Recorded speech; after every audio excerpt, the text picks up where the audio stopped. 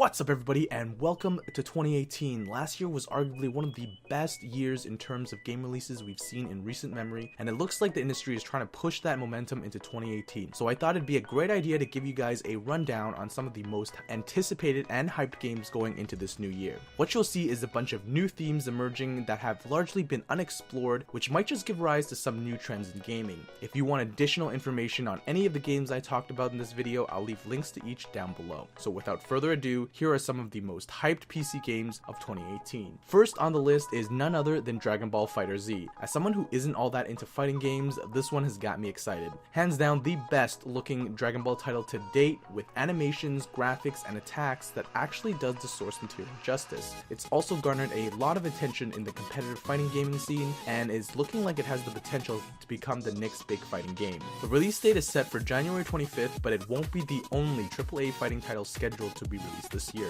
Soul Calibur is making its return after a 6-year franchise hiatus with Soul Calibur 6. Though I don't have much experience with fighting games, Soul Calibur was one that I did play growing up, so there's some nostalgia factoring here. But what's got me amped up is the fact that this will mark the first time the franchise is releasing a game on the PC platform, which is huge. Something that I've noticed lately is that a lot of console exclusives have been making their way to the PC over the last couple of years, most notably the Final Fantasy franchise and other JRPGs. Soul Calibur 6 doesn't have a solid release date yet, but is scheduled to be sometime in this year. Could these two games mark a resurgence in the fighting game genre? We'll have to wait and see.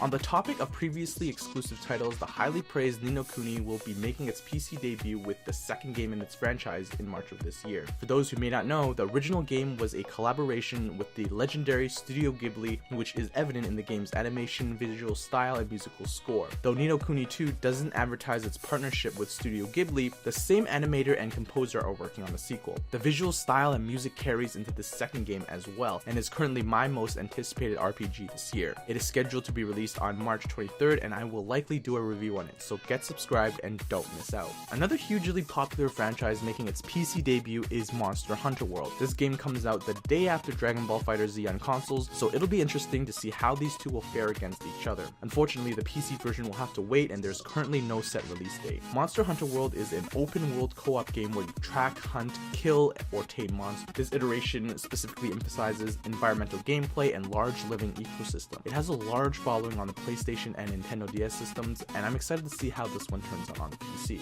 Next on the list, we have a pair of open world pirate games. If you paid attention during E3 last year, you can probably guess what these two are. The first is Sea of Thieves, which has a much more laid back and exploration focused atmosphere to it. It's basically a co-op sandbox type game where players explore the world together as a crew of pirates, doing piratey things like looking for treasure and taking on quests. It has a very cartoony visual style that I'm personally not a fan of, but the gameplay has definitely piqued my interest. Its lighthearted and charismatic gameplay demos have made a lot of people excited for this one. The current release date is March 20th. In contrast, Skull and Bones is an open-world game with much more realistic graphics and has been described as Assassin's Creed Black Flag's ship system expanded into a full game. Ubisoft is focusing more on ship-based combat and domination of the seas. The game will have both PvP and PvE woven into the game, but won't have a linear type of story. Instead, players will be free to choose where to go, what relationships to build, and what storylines to follow. I assume it would be something similar to Tom Clancy's Ghost Recon Wildlands or Shadow of Mordor in terms of storyline progression, but not too much has been revealed about the game, so we'll have to be patient. A full-fledged open world pirate game has always been something that I've wanted to see, and hopefully at least one of these games will deliver. And if they do, perhaps this might be the beginning of a new trend. Maybe something similar to how zombie games took over the industry a few years ago.